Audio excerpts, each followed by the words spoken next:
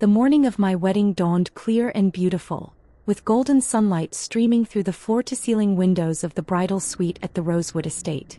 I stood in front of the ornate mirror, putting the finishing touches on my makeup while my best friend Sarah zipped up my dress.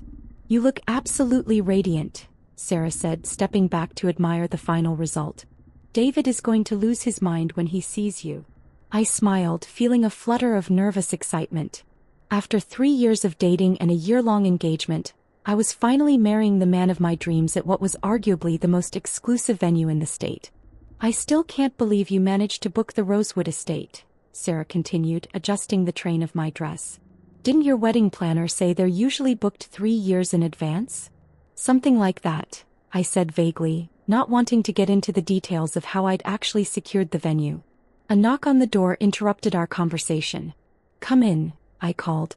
My mother entered, looking stunning in her navy blue dress, but her expression was tense. "Natalie, honey, you look beautiful," she said, giving me a careful hug so as not to wrinkle my dress. "Thanks, Mom. You look great too." She glanced around the opulent bridal suite with its marble floors, crystal chandelier and panoramic view of the gardens. "This place is impressive." "It is beautiful," I agreed. "It must be costing you a fortune."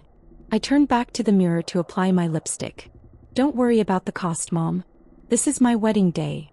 "But sweetie, David's family is paying for the reception, and I know your father and I contributed what we could for the ceremony, but this venue?" She gestured around the room. "This has to cost more than all our contributions combined." "It's fine, Mom." "Really?" She looked uncomfortable. "Natalie, I hope you're not going into debt for this wedding. Marriage is about love, not about putting on a show." Before I could respond, another knock came at the door. This time it was my sister Jennifer, followed by my Aunt Carol and my cousin Lisa. "The bride," Jennifer exclaimed, though her smile seemed forced. "You look amazing, Nat." "Thank you." My Aunt Carol was also looking around the suite with barely concealed shock. "This place is incredible. It must cost a fortune to get married here." "That's what I was just saying," my mother chimed in. "I'm worried Natalie is overspending." Jennifer nodded. "I mean, I get wanting a nice wedding, but this seems really extravagant. Especially since you put gifts optional on the invitations." I had put gifts optional on the invitations, but not for the reason they thought. I genuinely didn't need anything from my family and friends. I just wanted them there to celebrate with me. "About that," my mother said awkwardly.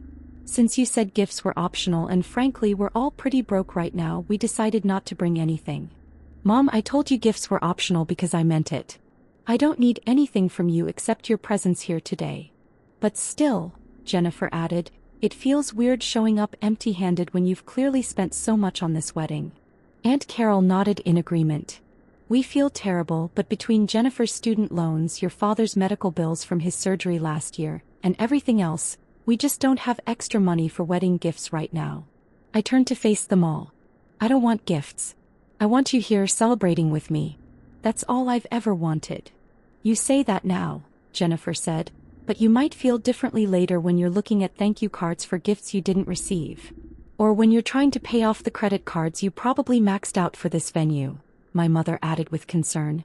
I was about to explain that there were no maxed out credit cards when Sarah, who had been quietly listening to this conversation, spoke up. "Maybe we should head down to the ceremony site? The guests are starting to arrive, and we need to do the final venue walkthrough." "Good idea," I said, grateful for the interruption. We made our way through the estate's marble corridors, past oil paintings and crystal sconces, toward the ceremony site.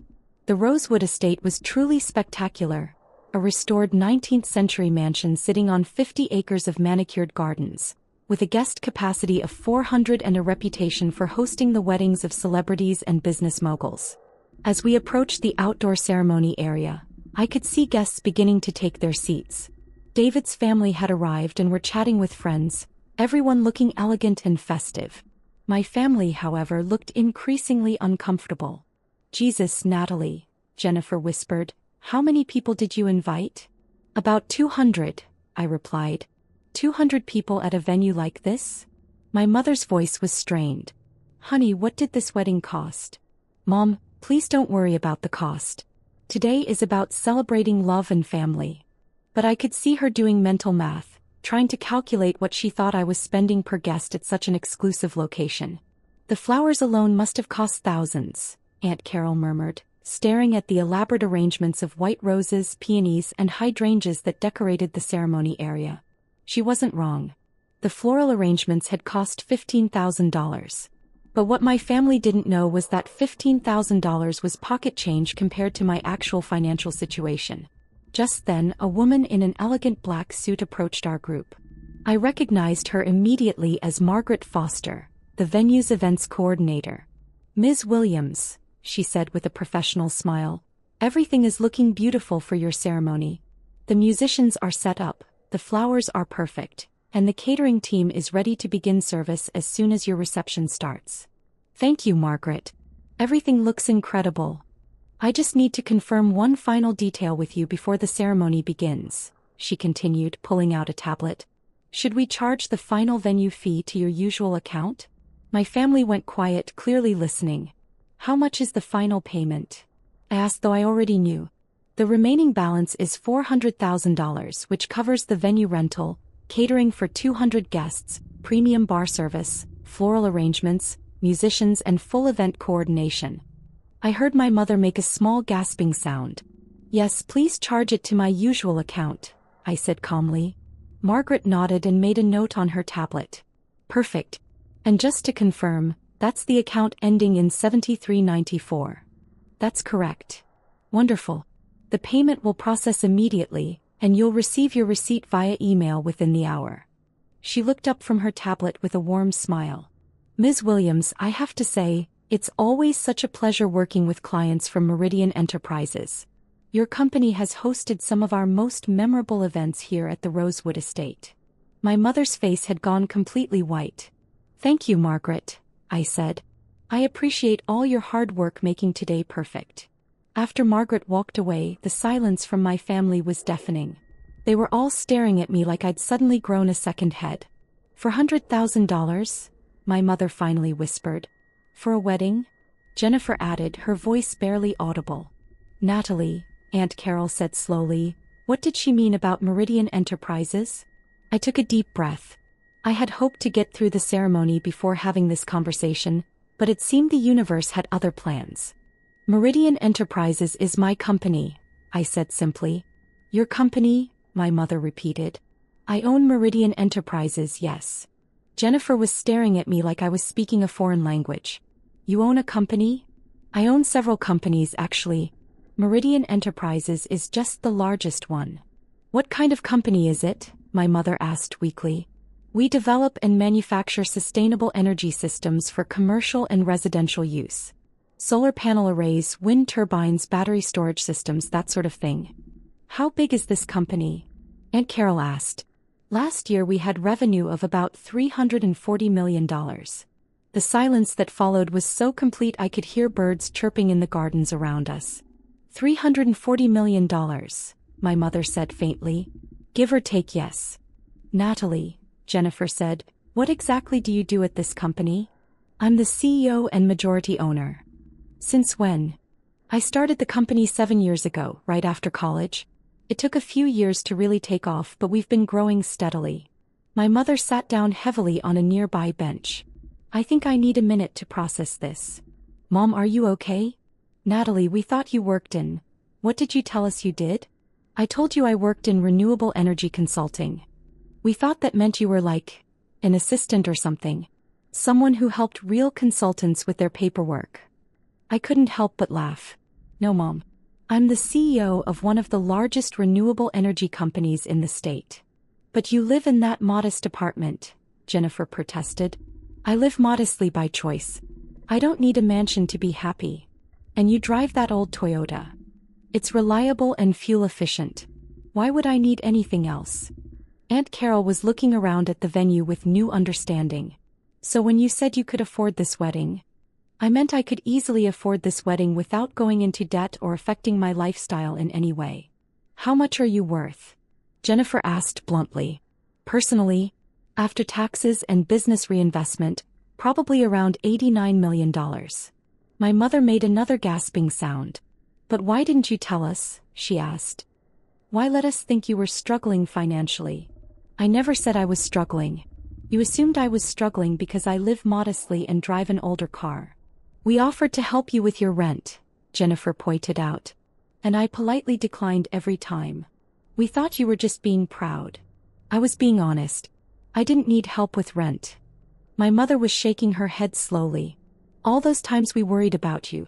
All those conversations about you needing to find a more stable job. You worried because you love me and I appreciated that. But you never actually asked about the details of my work. Because we thought we knew what you did. You thought you knew, but you never asked for specifics. Every time I tried to talk about my projects or my business growth, the conversation would shift to something else. Sarah, who had been standing quietly nearby during this entire exchange, finally spoke up. Maybe we should head to the ceremony site? Your guests are seated and David is probably wondering where you are. You're right, I said, grateful for the redirection. As we walked toward the beautifully decorated altar, my mother caught my arm. Natalie, I'm so sorry we showed up empty-handed. If we had known. Mom, I meant what I said in the invitation. I don't want gifts. I have everything I need. But we feel terrible. Don't. The only gift I want is having my family here to witness this moment. Still, Jennifer said, we should have brought something. You brought yourselves. That's all I wanted. As we reached the ceremony site, I could see David waiting at the altar in his perfectly tailored tuxedo, looking handsome and nervous. His parents, successful business owners themselves, were seated in the front row, beaming with pride. One more question, my mother said quietly. Does David know about your financial situation? I smiled. Mom, David is my business partner as well as my fiancé.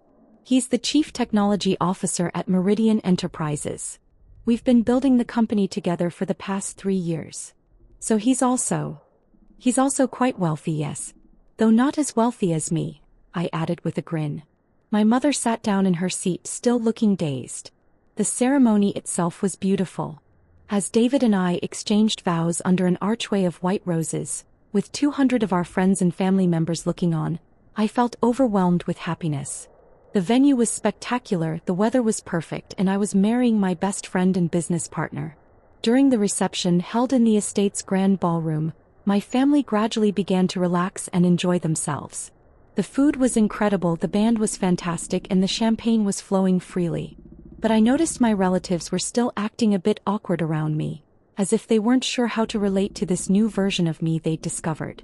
During dinner, my father pulled me aside. Natalie, I owe you an apology, he said. For what, Dad? For not taking your work seriously. For assuming you needed our financial help. For not asking better questions about what you were building. Dad, you don't need to apologize. You were being a caring parent. But we missed so much. All these years, you were building something incredible and we had no idea. I looked around the elegant ballroom filled with friends, colleagues, and family members, all celebrating David's and my future together. You know what the funny thing is? I said. What? I kept my success quiet partly because I was afraid it would change how you saw me. I was worried you'd start treating me differently if you knew I was wealthy. And now. I watched as my mother chatted animatedly with David's parents, clearly enjoying herself despite her earlier shock. Jennifer was on the dance floor with her husband, laughing and spinning to the music. Aunt Carol was sampling the dessert table with obvious delight. Now I realize that the people who truly love you will celebrate your success, not resent it. My father smiled. We are proud of you, sweetheart. We always have been. We're just sorry we didn't show it in the right ways. You showed it by worrying about me, by offering help when you thought I needed it, by being here today. That's what matters. Later that evening, as the reception was winding down, Margaret Foster approached me again. Ms. Williams, I wanted to thank you for choosing the Rosewood estate for your wedding. Everything went beautifully. Thank you, Margaret. Your team was incredible. I also wanted to mention that we'd love to discuss hosting your company's annual conference here next year. I know Meridian Enterprises usually books the downtown convention center, but we have corporate event packages that might interest you. My mother, who was standing nearby, overheard this conversation. Your company has an annual conference? She asked after Margaret walked away. Every year. About 800 employees, plus clients and partners. Usually around 1,200 people total. 1,200 people work for you? Well, they work for the company. But yes, Meridian Enterprises employs about 800 people directly, plus we contract with dozens of smaller firms. My mother shook her head in amazement. I still can't believe we didn't know any of this. You know now, I said simply. As David and I prepared to leave for our honeymoon, 2 weeks in Tuscany at a private villa I'd rented for the occasion. My family gathered around to say goodbye. Where are you going for your honeymoon? Jennifer asked. Italy, I replied. That sounds wonderful, my mother said. You've earned it after planning such a beautiful wedding. Actually, David interjected with a grin, Natalie didn't plan this wedding. She hired a team of event planners. She's been way too busy with the European expansion of the company. European expansion? Aunt Carol asked. We're opening offices in Germany, France, and the UK next year, I explained. It's been consuming most of my time lately. No wonder you didn't want wedding gifts, Jennifer said with a laugh. What could we possibly give you that you don't already have? You gave me exactly what I wanted, I said, looking around at my family's faces. You gave me your presence, your love, and your support. That's worth more than any physical gift. Even though we thought you were broke and showed up empty-handed? My mother asked with a rueful smile. Especially because of that. You came to celebrate my happiness even when you thought you couldn't afford to bring gifts. That tells me everything I need to know about your character and your love for me. As David and I drove away from the Rosewood estate in our rental car, a practical sedan that had confused the valet staff, who were expecting something more luxurious, I reflected on the day's revelations. How do you feel about your family knowing the truth now? David asked. Relieved, I said honestly. I didn't realize how much energy I was putting into hiding my success from them. And how do you think they're handling it? Better than I expected. I think they're more shocked that they missed the signs than they are impressed by the money itself. Your mom seemed pretty impressed by the money. I laughed. She was shocked by the wedding bill. But I think what really got to her was realizing she'd been offering to help me pay rent when I could have bought her house in cash without blinking. Well, now you won't have to deflect their offers of financial help anymore. True. Although I suspect I'm going to start getting requests for financial help from extended family members I haven't heard from in years. David grinned. The price of success. Worth it though. Especially since I get to build this empire with my favorite person in the world. As we drove toward the airport for our Italian honeymoon, I thought about the conversation I'd have with my family when we returned. There would probably be questions about the business, curiosity about our lifestyle, and maybe some awkwardness as they adjusted to seeing me differently. But for the first time in years, I wouldn't have to hide who I really was or downplay my achievements. I could be fully myself, successful businesswoman, loving daughter, and now happily married wife. And my family would love me for exactly who I was, just as they always had. 3 months later, my parents visited the Meridian Enterprises headquarters for the first time. I gave them a full tour of our research and development labs, introduced them to key members of my executive team, and explained how our sustainable energy systems were helping reduce carbon emissions across the country. I'm so proud of what you've built, my mother said as we stood in my corner office, looking out over the city through floor-to-ceiling windows. We're both proud, my father added. And we're sorry it took us so long to really understand what you do. I'm proud of you too, I said. You raised me to work hard, treat people fairly, and build something meaningful. Everything I've accomplished comes from the values you taught me. Even if we didn't recognize your success when we saw it? Especially because of that. You loved me when you thought I was struggling, and you're proud of me now that you know I'm successful. That consistency means everything. As they prepared to leave that day, my mother handed me a small wrapped box. What's this? I asked. A very belated wedding gift, she said with a smile. Inside was a simple silver picture frame, and nestled within it was a photo from my wedding day. The moment right after David and I were pronounced husband and wife, both of us laughing with pure joy. It's perfect, I said, meaning it completely. We know you don't need anything material from us, my father said. But we wanted you to have something that represents our love and support. This is the best wedding gift you could have given me. And it was true. Because while I could afford to buy anything I wanted, the most valuable things in my life, love, family, and genuine relationships, couldn't be purchased at any price. They could only be earned through honesty, authenticity, and the courage to be your true self, even when it meant revealing just how successful you'd become. Sometimes the best gifts really are the ones that cost nothing but mean everything.